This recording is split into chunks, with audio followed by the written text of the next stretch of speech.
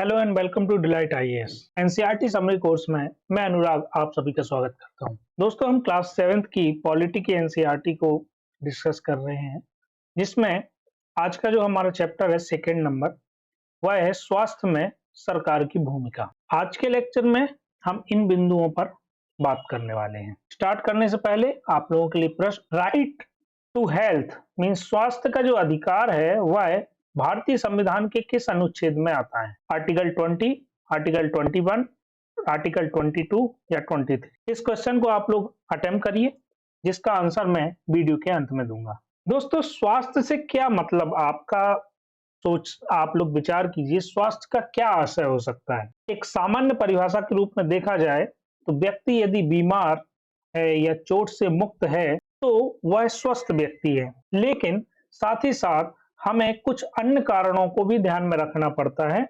जो स्वास्थ्य को प्रभावित करते हैं, जैसे स्वच्छता। हमारे आसपास यदि स्वच्छता, साफ सफाई नहीं रहेगी तो ज्यादा संभावना है इस बात की है कि व्यक्ति को मलेरिया, डेंगू या इस प्रकार की बीमारियां हो सकती हैं। यदि उसको शुद्ध पीने के लिए पानी नहीं मिलेगा तो उसको डायरिया वगैरह बीमारी हो सकती है।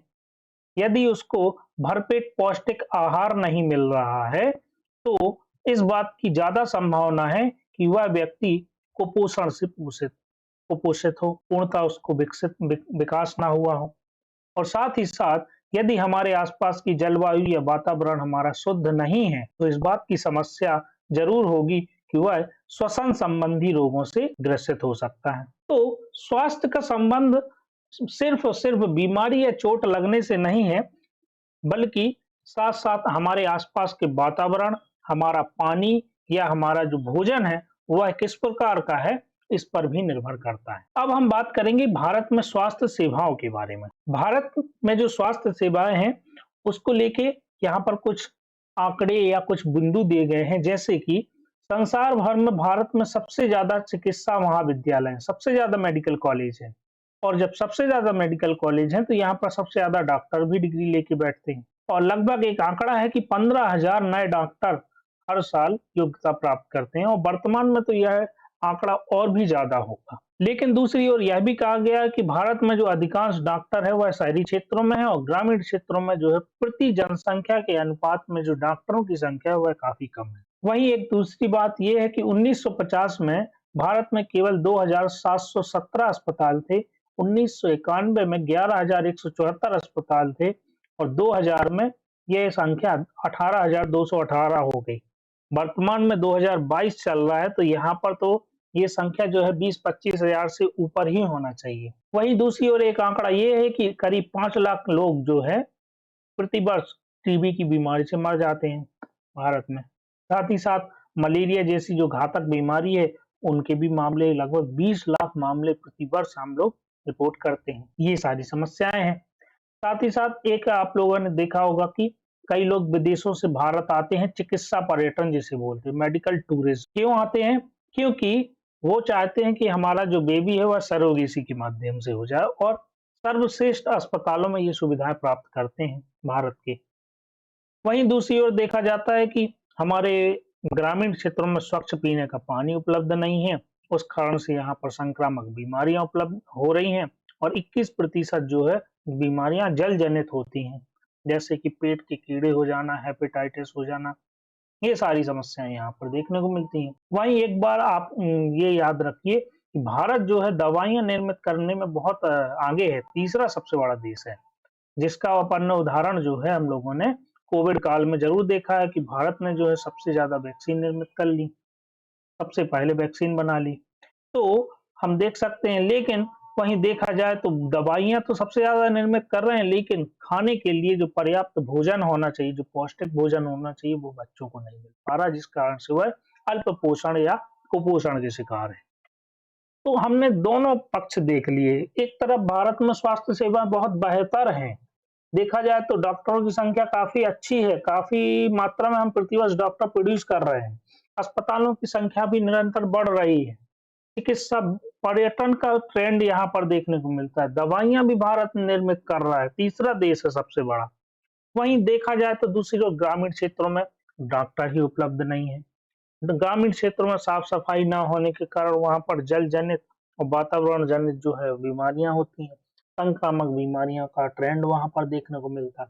तो ये सारी सुविधाएं जो है स्वास्थ्य सेवाएं, कहा जाए तो देखा जाए तो शहरी क्षेत्रों में तो आपको बेहतर मिल जाएंगी, लेकिन ग्रामीण क्षेत्रों में बहुत कम मात्रा में देखने को मिलेगी। वहीं हम सब जानते हैं कि शहरी क्षेत्रों के मुकाबले हमारी जो ग्रामीण जनसंख्या है वह काफी मात्रा में है। लगभग 60 से 65% जो है ग्रामीण जनसंख्या है।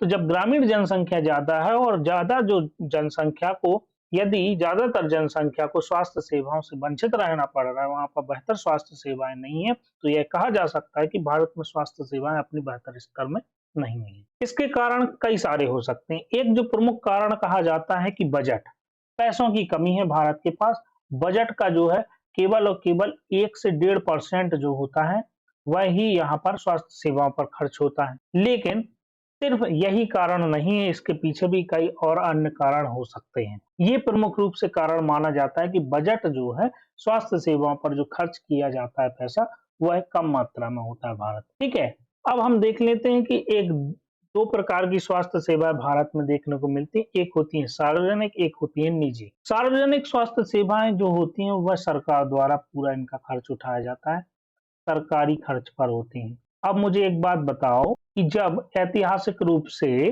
हमारा जो वैदिक काल था, उत्तर वैदिक काल था, उस समय क्या था कि राज्य की स्थापना भी नहीं हुई थी। उत्तर वैदिक काल में राज्य नाम की जो संकल्पना है वो देखने को मिलती है। तो यहाँ पर लोग जब टैक्स देंगे तभी सरकार उनके कल्याण के लिए काम करेगी। बिना टैक्स के सरकार लोगों के कल्याण के लिए काम कर ही नहीं सकती, क्योंकि टैक्स जो है वो हमारी सरकार का आत्मा होती है। तो जब सर लोग टैक्स भरेंगे तो उनके जन कल्याणकारी कार्यों के लिए वह पैसा खर्च किया जाएगा। अब भाई हमारे यहाँ तो सब टैक्स देते हैं, भाई टैक्स कलेक्शन काफी कुछ मात्रा में होता है। सरकार को सार्वजनिक रूप से जो अस्पताल होते हैं उनकी स्वास्थ्य सेवाएं वहीं से वो खर्च उठाती है और सार्वजनिक हमारे लिए स्वास्थ्य सेवाएं उपलब्ध कराती है। लेकिन सार्वजनिक स्वास्थ्य सेवाओं की कुछ समस्याएं हैं। जैसे आप इस चित्र में देख सकते हैं कि जब आप सरकारी अस्पताल में जाएंगे तो पहले आपको ओपीडी में लाइन में लगना होगा। फिर ओपीडी के बाद आप जाओगे डॉक्टर के पास। डॉक्टर ने किसी प्रकार की परीक्षण या जांच की बात कर दी तो उसके लिए लैब के पास जाओगे, लैब में लाइन में लगो। फिर लैब में रिजल्ट मिलेगा आपको 3 से 4 दिन में। 3-4 दिन बाद फिर आपको डॉक्टर के पास जाना है उस जांच को दिखाने के लिए। फिर डॉक्टर आपको जो है दवाई देगा और बताएगा कि आपको ज्यादा कोई टेंशन नहीं है, कुछ ही मात्रा में ये दवाई आप 4 या 5 दिन खाएंगे तो आप ठीक हो जाएंगे। तो ये जो प्रोसेस काफी लंबा चलता है, भीड़ भाड़ में आपको जाना पड़ता है। वहीं दूसरी ओर कहा जाए तो निजी जो स्वास्थ्य सेवाएं हैं, एक यहाँ पर बात यह है कि ये जो स्वास्थ्य सेवा सरकारी होती है वह सस्ती होती है। वहीं दूसरी ओर निजी स्वास्थ्य सेवाओं की बात करें तो आप जब जाओगे तो रिसेप्शन पे आपसे कुछ पैसे ही आपसे जमा करवा लिए जाएंगे। लाइक 500 रुपए फीस है वहाँ की, तो 500 रुपए आपसे जमा करवा लिए। उसके बाद आपको भेजा जाएगा डॉक्टर के पास। डॉक्टर के पास आप जाओगे, डॉक्टर ने देखा, उसके बाद आपसे बोला कि आप लैब जाओ, लैब से कुछ टेस्ट करवा लो। आपने ब्लड दिया, 3-4 घंटे में आपको रिपोर्ट मिल गई। 3-4 घंटे में रिपोर्ट मिलने के बाद उसी डॉक्टर को फिर आपने दिखाया रिपोर्ट, तो डॉक्टर ने जो है एक लंबा पर्चा भर के जो है वहां पर दवाइयां आपको दे दी। तो ये जो प्राइवेट सेक्टर की बात जो हो रही है कि आपसे एक तो पैसा बहुत ज्यादा मात्रा में ले लिया, लेकिन सर्विस बहुत फास्ट है और दवाइयां बहुत ज्यादा हैं। तो दोनों के अपने अपने प्रोस एंड कॉन्सेस हैं, एडवांटेज हैं, डिसएडवांटेज भी हैं। लेकिन जो भारत सरकार के पास एक जो उत्तरदायित्व होता है कि भाई हमारी जो देश की जनता है उनके जन कल्याण के लिए जो बेसिक आधारभूत जो सेवाएं प्राप्त होनी चाहिए उन्हें, वह उन्हें देना चाहिए। तो जो सार्वजनिक और निजी स्वास्थ्य सेवाओं में ये जो अंतर देखने को मिलता है, ज्यादातर जो है आप देख सकते हैं कि हमारे देश में सार्वजनिक स्वास्थ्य सेवाएं, जो सरकारी स्वास्थ्य सेवाएं हैं, उनकी जो कमी देखने को मिलती है। वहीं निजी जो स्वास्थ्य सेवाएं हैं ये धीरे धीरे बढ़ती जा रही हैं और हमारी जो निर्भरता है वह प्राइवेट सेक्टर पर ज्यादा बढ़ती जा रही है, जो कि एक चिंता का विषय है। तो ये यहाँ पर हमने देखा कि सार्वजनिक और निजी जो स्वास्थ्य सेवाएं हैं इनमें क्या अंतर है और कौन कौन सी यहाँ पर समस्याएं एक पेशेंट को देखने को मिलती हैं। अब हम बात करेंगे जैसे कि ये निजी स्वास्थ्य सेवा में आप जाते हैं कि अस्पताल, इस तरह से आपको हॉस्पिटल मिलता है, साफ-सफाई मिलती है, एक पर्सनल आपको स्टाफ मिलता है, सारी बेहतर उनका स्टाफ का जो व्यवहार है वह भी आपको पसंद आएगा। अब जो हमारा आता है कि जो स्वास्थ्य सेवा है वह समान है कि नहीं है, सभी लोगों को प्राप्त हो रही है कि नहीं? तो जैसा कि मैंने आपको पहले भी बताया कि जो 60 से 65% जो हमारी ग्रामीण जनसंख्या है, वहाँ पर डॉक्टर्स की कमी है, प्रशिक्षित डॉक्टर्स की कमी है और जो स्वास्थ्य सेवाएँ जो आपको मिलनी चाहिए उन सभी चीज़ की कमी है। तो जो एक ग्रामीण तबका है वह हमारी जो सरकारी स्वास्थ्य सेवाओं से वंचित रह जाता है और उसे मजबूरन जब निजी सर्विस सेक्टर में जाना पड़ता है, जो स्वास्थ्य सेवा में जाना पड़ता है, तो वो उसका जो खर्चा है वह काफ़ी मात्रा में होता है।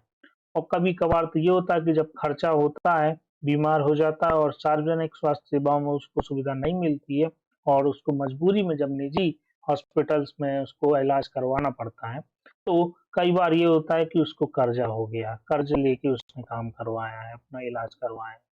तो इसी सब बातों को ध्यान में रखते हुए, इसी जो स्वास्थ्य सेवाओं की महँगाई को ध्यान में रखते हुए कि निजी सर्विस सेक्टर महँगा पड़ता है, इसी बात को ध्यान में रखते हुए जो हमारी जो वर्तमान सरकार है उसने भारतीय जन औषधि परियोजना लॉन्च की और यहाँ पर जो आपको दवाइयाँ सस्ती मिलती हैं। साथ ही साथ आप देख सकते हैं एक मोदी केयर नाम से या जो आपका जो प्रधानमंत्री जन आरोग्य योजना पीएमजय योजना है जिसमें जो आपका इंश्योरेंस होता है 5 लाख तक का एक परिवार का, लगभग इसमें 50 करोड़ परिवार यहाँ पर लाभार्थी हैं।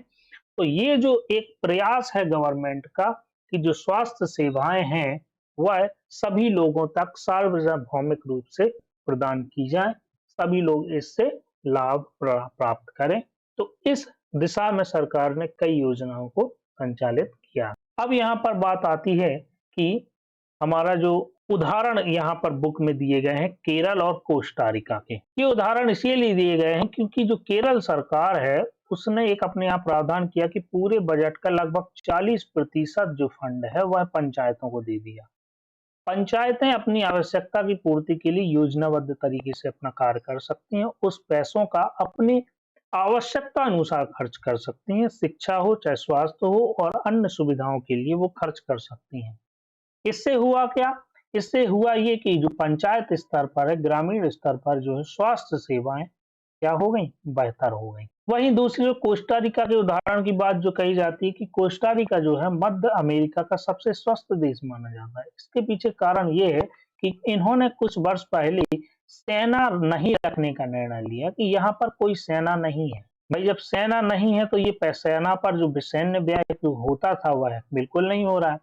पैसा बच रहा है तो उस पैसे का जो उपयोग है वह शिक्षा पर कर रहे हैं, स्वास्थ्य पर कर रहे हैं, अन्य आधारभूत आवश्यकताओं की पूर्ति के लिए कर रहे हैं।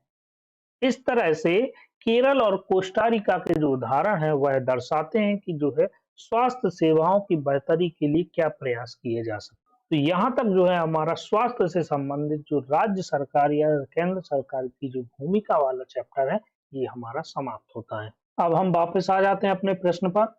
राइट टू हेल्थ मीन्स जो स्वास्थ्य का अधिकार है वह भारतीय संविधान के किस अनुच्छेद में वर्णित है? जो विभिन्न मामलों में सुप्रीम कोर्ट द्वारा जो संविधान की व्याख्या की गई है उनमें यह स्पष्ट होता है कि जो स्वास्थ्य का अधिकार है वह हमारे आर्टिकल 21 के तहत जो गरिमापूर्ण जीवन का अधिकार दिया गया है उसमें समाहित। जैसे स्वास्थ्य की बात करूं या फिर स्वच्छता की बात करूं या शुद्ध वातावरण की बात करूं या स्वच्छ पानी की बात करूं, तो ये समस्त अधिकार जो है ये आर्टिकल 21 के अंतर्गत आ जाते हैं। ठीक है, इसके बाद हमारा जो आज का लेक्चर है यह यहाँ तक समाप्त होता है। यदि आप लोगों को इस वीडियो की पीडीएफ चाहिए है तो आप टेलीग्राम चैनल को ज्वाइन कीजिए डिलाइट आईएएस के, और यदि आपको ये वीडियो पसंद आते हैं तो यूट्यूब चैनल को सब्सक्राइब कीजिए